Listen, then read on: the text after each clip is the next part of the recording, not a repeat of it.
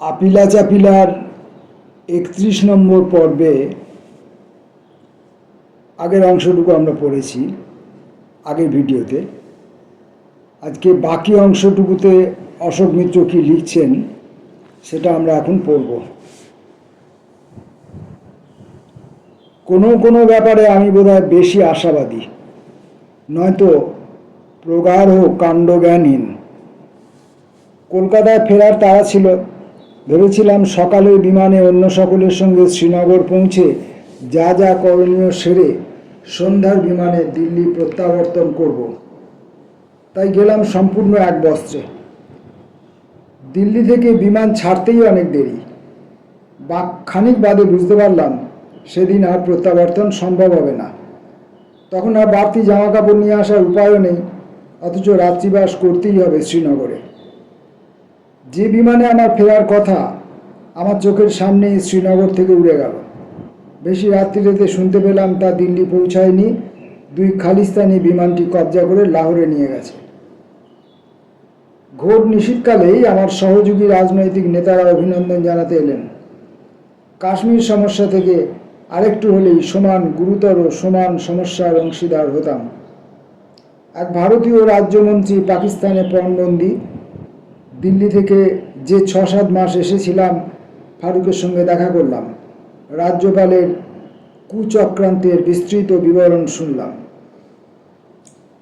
ফারুকের বয়ান অনুযায়ী 1 সপ্তাহ ধরেই নাকি শ্রীনগর বিমানবন্দরে ঝাঁকে ঝাঁকে ভারতীয় সৈন্য অবতরণ করছিল, অথচ রাজ্যের মুখ্যমন্ত্রী কিছুই জানেন না। ফারুকের আরও বিলাপ, শুধু তার ভগ্নিপতিকেই নয়, তার কনিষ্ঠ ভ্রাতাকেও ইন্দিরা গান্ধী বশ করে ফেলেছেন। শ্রীনগরের ক্ষুব্ধ জনতা রাগে টকবক করছে, তারা ফারুকের সঙ্গে ন্যাশনাল কনফারেন্সের সঙ্গে। কিছুক্ষণ বাদে রাজ্যপালের সঙ্গে দেখা করতে গেলাম। তিনি যে অসাংবিধানিক কাজ করেছেন, তীব্র কণ্ঠে তার প্রতিবাদ জানালাম। তাঁর অবিমিশ্রকারিতার জন্য গোটা দেশকে এখন দীর্ঘকাল ধরে খেসারত দিতে হবে। আমাদের বক্তব্যে তাও উজ্জ্বল রইল না। মুখ্যমন্ত্রীকে না জানিয়ে সৈন্য আমদানির প্রসঙ্গ উত্থাপন করা হলো। রাজ্যপাল ভাঙেন তো মচকান না।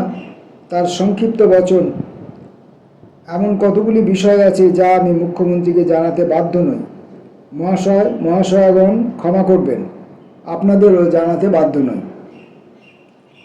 যখন চলে এলাম, প্রধানমন্ত্রীর তলবিবাহক বলে তাকে গালপাড়া থেকে বিন্দুমাত্র বিরত হইনি আমরা। তাকে এও জানিয়ে আসতে কসুর করিনি, এই কাহিনীর এখানেই ইতি নয়, ইতি হতে পারে না।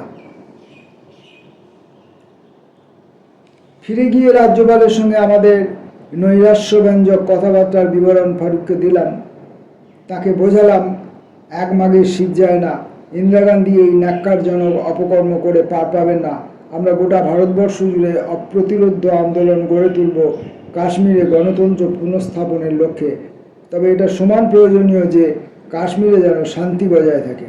উপত্যকার মানুষজনের সম্যকরূপে ক্ষিপ্ত হওয়ার অধিকার আছে, কিন্তু ফারুককে দেখতে হবে সাধারণ মানুষের প্রতিবাদ যেন সংযত থাকে, মাত্রা ছাড়িয়ে না যায়। ফারুক জননী বেগম আবদুল্লার সঙ্গেও সৌজন্যমূলক সাক্ষাৎকার করতে গেলাম। তিনি বিষাদ প্রতিমায় রূপান্তরিতা। উর্দুতে আমাদের বললেন, জওহরলাল নেহরুর মেয়ে ইন্দিরাকে তিনি দীর্ঘদিন চেনেন, স্নেহ করতেন তাকে, কিন্তু কোনোদিন আর তাকে ক্ষমা করবেন না, কারণ ভারতবর্ষের প্রধানমন্ত্রী তাঁর বেগম আবদুল্লার পরিবারের মধ্যে চির ধরিয়েছেন। এক ভাইকে আর এক ভাই থেকে আলাদা করে দিয়েছেন, বোনকে সরিয়ে দিয়েছেন ভাইয়ের সান্নিধ্য থেকে। শ্রীনগর উষ্মায় উত্তপ্ত, উন্মত্ত, যা এতদিন অভাবিত ছিল। কোনো কোনো মহল্লায় পাকিস্তানি ঘাঁষার ধ্বনি উচ্চারিত হচ্ছে পর্যন্ত। ফারুকের অনুরোধ, আমরা শহরে গিয়ে যেন জনগণকে বোঝাই যে ভারতবর্ষের সমস্ত বিরোধী দল, যাদের আমরা প্রতিনিধিত্ব করছি, এক বাক্যে ইন্দ্রাকৃত অনাচারের নিন্দায় মুখর। যতদিন ন্যাশনাল কনফারেন্সের সরকার সহ অধিকারে পুনঃপ্রতিষ্ঠিত না হচ্ছে, ততদিন আমরা ক্ষান্ত হব না। ফারুকের প্রস্তাবে তৎক্ষণাৎ ছাড়া দিয়ে 2-3টি গাড়ি করে শহরের ঘনবসতি অঞ্চলে উপস্থিত হলাম। আমাদের থেকে সাধারণ মানুষ উদ্বেলিত, কিছুটা আশ্বস্ত। একজন দুজন যুবক পাকিস্তানের সমর্থনে চিৎকার শুরু করলে ফারুক কাছে গিয়ে নম্র স্বরে তাদের সঙ্গে কথা বললেন, তাদের বোঝালেন, তারা শান্ত হলো। শহর পরিভ্রমণান্তে ন্যাশনাল কনফারেন্সের সদর দপ্তরে পৌঁছে দোতলার উন্মুক্ত ব্যালকনি থেকে জড়ো হওয়া মানুষদের কাছে ভাষণ দেওয়ার পালা।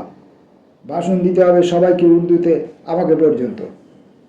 চোখ কান বুঝে কয়েকটি তানাশাহি তোড়না পড়েগা গোছের বাঁধা গোথের বুলি আওড়ে 4-5 মিনিট বাদে যখন ক্ষান্ত দিলাম মুহুর্মুহু হাততালি, তারকেশ্বরী সিংহীর উক্তি, তুমি যে এত ভালো হিন্দি উর্দু জানো তা তো জানতাম না। পরদিন এক জাতীয় সংবাদপত্রে জনৈক মহিলা সাংবাদিকের মন্তব্য, সবচেয়ে ভালো বক্তৃতা উর্দুতে দিয়েছিলেন অশোক মিত্র।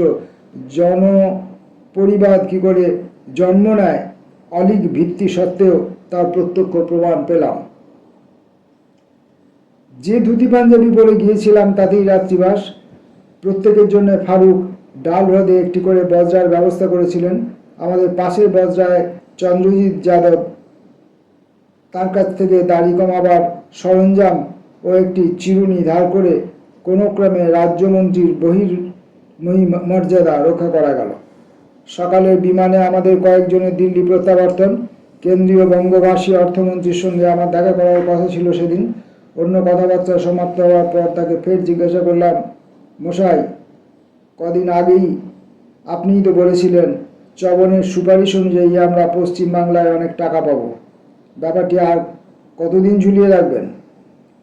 কেন্দ্রীয় মন্ত্রী হঠাৎ আমার দিকে তাকিয়ে বললেন, কাশ্মীর নিয়ে আপনারা খুব বেশি চেঁচামেচি করবেন নাকি?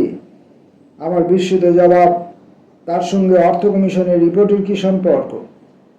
মন্ত্রী মৃদু হাসলেন। সম্পর্ক বোঝা গেল পরের সপ্তাহে।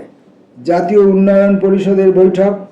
6 জন কংগ্রেস বিরোধী মুখ্যমন্ত্রী মিলে সিদ্ধান্ত গ্রহণ করলেন তারা কাশ্মীরে সংসাধিত অনাচারের প্রতিবাদে উন্নয়ন পরিষদের বৈঠক বর্জন করবেন। তাদের তরফ থেকে অন্ধ্রের মুখ্যমন্ত্রী একটি বিবৃতি পাঠ করার পর বিবৃতির খসড়া তৈরি হলো।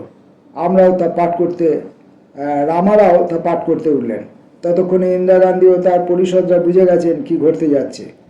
তারা এনটিআরকে বিবৃতি পড়তে না দিতে বদ্ধপরিকর। বিদূষকের মধ্যে কয়েকজন, যেমন বুটা সিং, রাজেশ পাইলট, ওড়িশার মুখ্যমন্ত্রী জানকী বল্লভ পটনায়ক সরবে এনটিআরের পাঠ ভণ্ডুল করবার চেষ্টায় রত। তাদের দেখা দেখি আমরাও চেঁচিয়ে প্রতিবাদে গলার সংযোগ। এমন সময় ইন্দিরা গান্ধী একটি বিচিত্র কাণ্ড করলেন।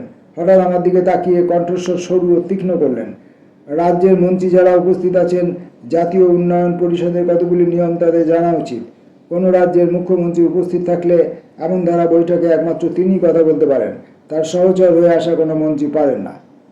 অর্থাৎ ইন্দিরা গান্ধী আমার উপর তার গায়ের ঝাড় ঝাড়লেন। হট্টগোল। রামকৃষ্ণ হেগড়ে উঠে দাঁড়িয়ে ইন্দিরার মন্তব্যে কড়া প্রতিবাদ জানালেন। রামরাও তার পড়া শেষ করলেন। আমরা শোভাযাত্রা করে সভা ছেড়ে বেরিয়ে এলাম। সঙ্গে সঙ্গে সাংবাদিক সম্মেলন। হেগড়ের আগে ফুঁসছেন, আমাকে অপমান করার অধিকার ইন্দিরার নেই। আমি হেসে হেগড়ের হাত ধরে বললাম, অল ইন দ্য গেম। খেলা যে আরও কত দূর গড়াবে টের পেলাম দিন কয়েক বাদে, যখন অর্থ কমিশনের সুপারিশাদি এবং তৎসম্পর্কে কেন্দ্রীয় সরকারের সিদ্ধান্ত ঘোষিত হলো। আমার আর্ত কথাগুলি স্পষ্টতই যশবন্ত চবনকে নাড়া দিয়েছিল। তিনি কমিশনের প্রতিবেদনে 1984-85 এবং 1985-86 এই 2 বছর একটি বিশেষ সূত্র অনুযায়ী পশ্চিমবাংলার জন্য প্রচুর বাড়তি বরাদ্দের সুপারিশ করেছিলেন। আরও কয়েকটি রাজ্যের জন্যও করেছিলেন, কিন্তু পশ্চিমবঙ্গই ওই সূত্রে সবচেয়ে বেশি উপকৃত। কিন্তু না, কেন্দ্রীয় অর্থমন্ত্রকের বিজ্ঞপ্তিতে বজ্র নির্ঘোষ। দেশে মুদ্রাস্ফীতি চিন্তাজনক হারে বাড়ছে। জাতীয় কোষাগারে অর্থের অনটন। অর্থ কমিশনের এই বিশেষ সুপারিশ হতে মানা যাবে না। স্বাধীনোত্তর ভারতবর্ষের এই প্রথম এবং আজ পর্যন্ত এই শেষ অর্থ কমিশনের সুপারিশ অগ্রাহ্য হলো। একটু চোখের চামড়া তখনও তো ছিল। শুধু পশ্চিমবাংলাকে বঞ্চিত করলে সাংবিধানিক প্রশ্ন দেখা দিতে পারে। সুতরাং কোনো রাজ্যের ক্ষেত্রে ওই সূত্রটি প্রয়োগ করা হলো না। তবে কেন্দ্রীয় অর্থমন্ত্রী বেছে বেছে কংগ্রেস শাসিত রাজ্যগুলিতে গিয়ে অভয় দিলেন। তাদের চিন্তার কারণ নেই। অর্থ কমিশন থেকে প্রাপ্য যে টাকা থেকে তারা বঞ্চিত হলেন তা তিনি তাদের বিনা সুদে দীর্ঘমেয়াদী ঋণ দিয়ে পূরণ করে দেবেন। একমাত্র পশ্চিমবাংলা অথই জলে ডুবুক, ঘোর দুর্ভাগ্য। কমিশনের সুপারিশ করা অর্থ থেকে আমাদের বঞ্চিত করার ব্যাপারে অধিকাংশ অন্য অকংগ্রেসী রাজ্যগুলি থেকে তেমন অনুকম্পাই স্বর শুনতে পেলাম না। তাদের লাভ ক্ষতির তাৎক্ষণিক হিসেব আমাদের থেকে ভিন্ন। সাংবিধানিক প্রশ্ন তুলে সুপ্রিম কোর্টে যাওয়ার কথা ভাবা হলো, কিন্তু আবিষ্কার করলাম সে ভাবনাতেও পশ্চিমবাংলা একা। তাহলেও একটা কিছু তো করতেই হয়। মস্ত স্মারকলিপি তৈরি করে রাষ্ট্রপতির সঙ্গে দেখা করতে গেলাম, হয়ে যাচ্ছিল রাষ্ট্রপতি জয়েল সিংয়ের সঙ্গে। তখন থেকেই ইন্দিরা গান্ধীর মতান্তর দেখা দিয়েছে। আমার হাত থেকে স্মারকলিপিটি গ্রহণ করে পাতাগুলি সামান্য নেড়ে চেড়ে রাষ্ট্রপতি বিরক্তিসূচক উক্তি করলেন, অবশ্যই হিন্দিতে, এসব ব্যক্তিরা খামোখা আপনাদের সঙ্গে ঝগড়ায় লিপ্ত হচ্ছেন কেন? সেদিন থেকেই খেয়াল হলো যে খামোখা আদতে হিন্দি শব্দ। যদিও তার সুপারিশ থেকে কার্যকরী উপকার পশ্চিমবাংলার অপ্রাপ্যই রইল, তবুও কৃতজ্ঞতা জানাতে হয় যশবন্ত চবনের সঙ্গে দেখা করলাম। তিনি স্পষ্টতই মর্মাহত, খুব অসহায় বোধ করছেন। জানালেন যদিও কাজের কাজ কিছু হবে না, তবু ইন্দিরা গান্ধীর সঙ্গে দেখা করে অর্থমন্ত্রকের সিদ্ধান্তের প্রতিবাদে সোচ্চার হবেন। মাসখানেক বাদে রিজার্ভ ব্যাংকের তৎকালীন গভর্নরের সঙ্গে দেখা। তিনিও পরে কেন্দ্রে অর্থমন্ত্রী হয়েছিলেন। তার কাছে শুনলাম তিনি প্রধানমন্ত্রীর সঙ্গে দেখা করে বলেছিলেন, অর্থ কমিশনের প্রথম 2 বছরের সুপারিশ পুরোপুরি মেনে নিলে জাতীয় অর্থ ব্যবস্থা বা মুদ্রাস্ফীতির ক্ষেত্রে কোনো সমস্যা হতো না। রাজ্যগুলির উৎকীর্ণ অর্থাভাব, যে টাকা তারা পেল না তার ঘাটতি মেটাতে তারা বাড়তি ওভারড্রাফট নিতে বাধ্য হবে। ইন্দিরা গান্ধী নাকি উত্তর দিয়েছিলেন তার কিছু করার নেই। তার অর্থমন্ত্রী তাকে বলেছেন এমন না করলে দেশের সর্বনাশ হবে। ইন্দিরা গান্ধী জটিল চরিত্রের মানবী। সরকারি বৈঠকে আমাকে কর্কশ প্রায় অভদ্র গাল পারলেন, অথচ প্রায় কাছাকাছি সময়ে কলকাতায় নীলিমা দেবী প্রয়াত হলেন। স্মরণিকা হিসাবে আমি একটি প্রবন্ধ ছাপালাম। তাতে উল্লেখ ছিল শৈশবে এলাহাবাদ শহরে বিজয়লক্ষ্মী পণ্ডিতের তিনি সহচরী ছিলেন। বিবাহিত স্বামীকে ছেড়ে প্রেমিক পুরুষের সঙ্গে চলে গিয়ে সামাজিক ঐতিহ্যের বিরুদ্ধে যে বিদ্রোহের সাহস নীলিমা দেবী দেখিয়েছিলেন, বিজয়লক্ষ্মী অনুরূপ সাহস দেখিয়ে তার মুসলমান প্রেমিককে বরণ করতে অসমর্থ হয়েছিলেন। বেচারি প্রেমিকটিকে সারা জীবন নিউ ইয়র্কে নির্বাসিত থাকতে হয়। লেখাটি ইন্দিরা গান্ধী চোখে পড়েছিল। বড় পিসির সঙ্গে বরাবর ইন্দিরার মধুর সম্পর্ক, পিসি সম্পর্কে সামান্য বাঁকা মন্তব্য ছিল বলেই লেখাটি তাঁর আরও পছন্দ। আমার পরিচিত এক মহিলার কাছে ইন্দিরা গান্ধীর মন্তব্য প্রবন্ধটি লেখার আগে অশোক আমাকে জিজ্ঞেস করেনি কেন? তাহলে নীলিমা দেবী ও আমার পিসি সম্পর্কে আরও অনেক খবর ওকে দিতে পারতাম। মূল প্রসঙ্গে ফিরি। পশ্চিমবাংলার প্রতিবাদ যেমন ঢেউ তুলল না, কাশ্মীরে ফারুককে অপসারণের প্রতিবাদ তরঙ্গ যা হওয়া উচিত ছিল না একটু একটু করে মিলিয়ে যাচ্ছিল। কিন্তু যিনি নিজের গায়ে গুল মারতে বদ্ধপরিকর তাকে ঠেকাবে কে? ফারুককে উৎখাত করেছেন, পশ্চিমবাংলাকে ভাতে মারার আয়োজন করছেন। এবার এনটিআরের পালা। জাতীয় উন্নয়ন পরিষদের বৈঠকের মাসখানেক বাদে হায়দ্রাবাদে ফের নাটক। হরিয়ানা থেকে এক দুর্নীতিগ্রস্ত অপদার্থ ব্যক্তিকে অন্ধ্রপ্রদেশে রাজ্যপাল করে পাঠানো হয়েছিল কয়েক সপ্তাহ আগে। রামরাও বিদেশে। জনৈক রাজ্যমন্ত্রীকে টোপ দেওয়া হলো, তিনি বেরিয়ে আসুন, যদি পারেন আরও কয়েকজনকে সঙ্গে নিয়ে আসুন, তাকে মুখ্যমন্ত্রী করে দেওয়া হবে।